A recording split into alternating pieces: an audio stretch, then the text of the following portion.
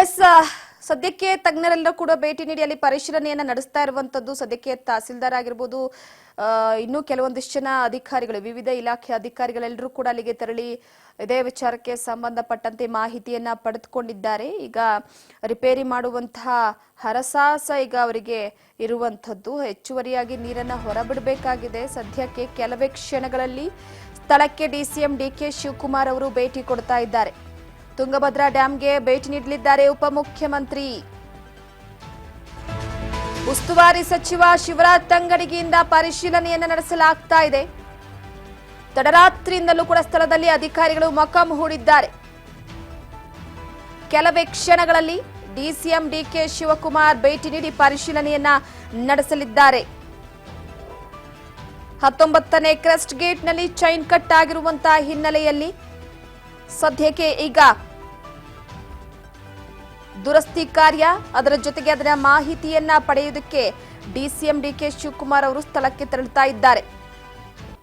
ತುಂಗಭದ್ರಾ ಜಲಾಶಯದ ಇತಿಹಾಸದಲ್ಲೇ ಇದೇ ಮೊದಲ ಬಾರಿಗೆ ಈ ರೀತಿಯಾಗಿರುವಂತದ್ದು. ಸದ್ಯ ಜಲಾಶಯದಲ್ಲಿ ಅಪಾರ ಪ್ರಮಾಣದ ನೀರು ತುಂಬಿದೆ. ಒಂದೇ ಗೇಟ್ಗೆ ಒತ್ತಡ ಕೂಡ ಹೆಚ್ಚಾಗಲಿದೆ. ಇದನ್ನ ನಿಯಂತ್ರಿಸೋದಕ್ಕೂ ಕೂಡ ಸದ್ಯಕ್ಕೆ ಈಗಾಗಲೇ ಎಲ್ಲಾ ರೀತಿಯ ಪ್ರಯತ್ನವನ್ನ ಪಡಲಾಗ್ತಿದೆ. 19ನೇ ಗೇಟು ಚೈನ್ ಲಿಂಕು ಕಟ್ಟಾಗಿದೆ. ಕಟ್ಟಾಗಿ ನೀರು ಬಹಳ ರಭಸವಾಗಿ ಹೋಗ್ತಾ ಇದೆ.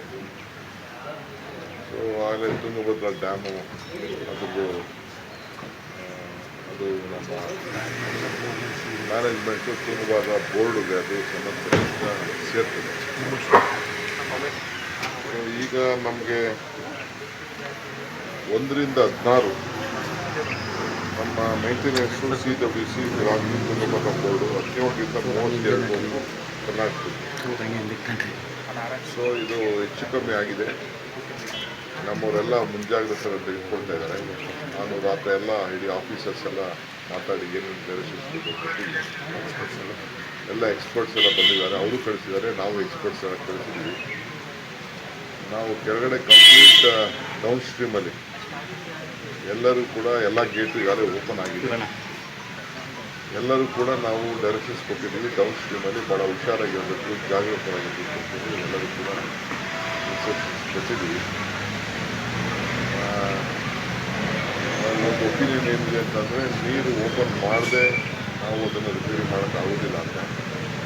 ಬಟ್ ಎಕ್ಸ್ಪರ್ಟ್ಸ್ ಕಮಿಟಿ ಏನು ಹೇಳ್ತಾರೆ ಅಂತ ಅಲ್ಟಿಮೇಟ್ ಫೈನಲ್ ನೋಡಬೇಕಾಗಿದೆ. Dam important.